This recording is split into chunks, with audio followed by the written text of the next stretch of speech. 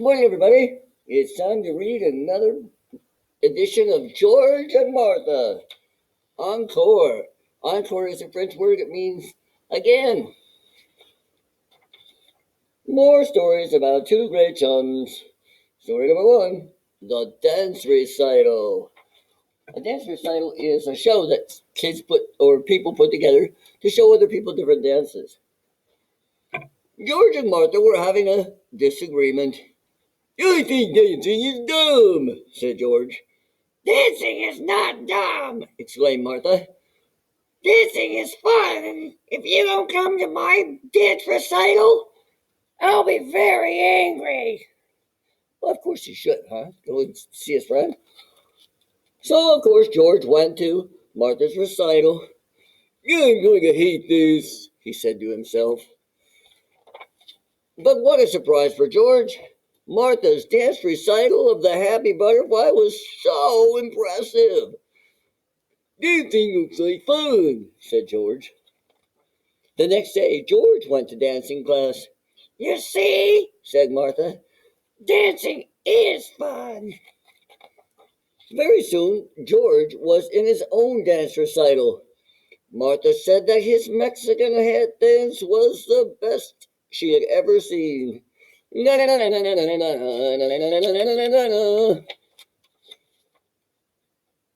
second story, the French lesson. Encore, remember? That means again in French. I hope I never have to see this again. Whew. George went to Martha's house for his French lesson. Bonjour, Martha, said George. Bonjour, George, said Martha. Bonjour means hello or good afternoon. Good day. George sat next to Martha on the sofa. How do you say give me a kiss in French? Asked George. You say, voulez-vous m'embrasser? Oh, answered Martha.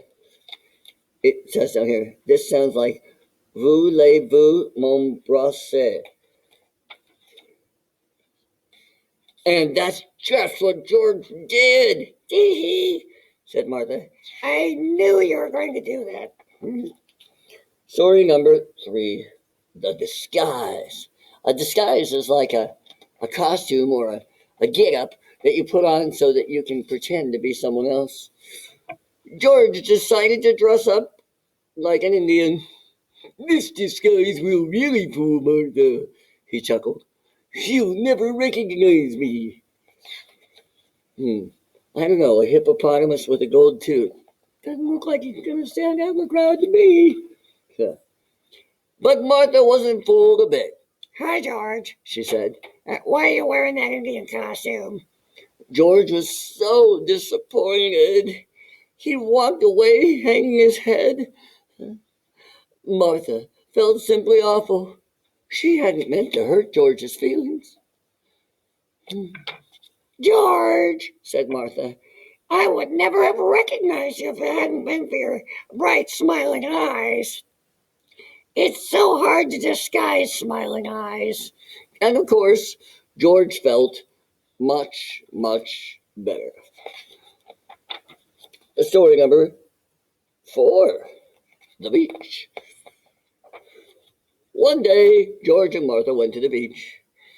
I love the beach, exclaimed Martha. So do I, said George. However, we must be sure to put on our sunscreen. Oh, that's really important. What happens if you don't put on your sunscreen? But Martha refused to put on her sunscreen. You'll be sorry, George called out. Oh, pooh, said his friend. You're such a fuss budget, George. Martha was having such a lovely time. The next day, Martha had a terrible sunburn. She felt all hot and itchy, but George never said, I told you so, because that's not what friends are for. The last story, the garden. Martha was so discouraged. Her garden was an ugly mess of weeds. I just don't seem to have a green thumb. She sobbed. A green thumb means that you're really good at growing things. Usually it means that you remember to water the plants.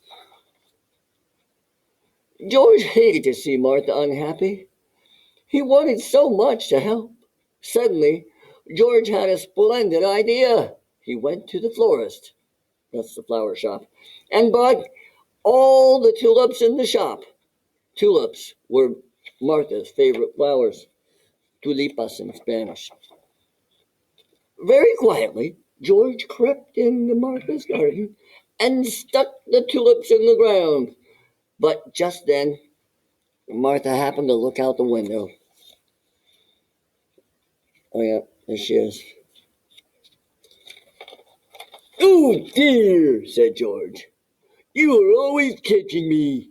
But Martha was so pleased. "Dear George," she said, "I would much rather have a friend like you than all the gardens in the whole wide world." Wow, George is awesome. He cares a lot about his friends, and he always is thinking about his friends. And he thinks about them before he thinks about himself. And I think that's what friends and family do. They care.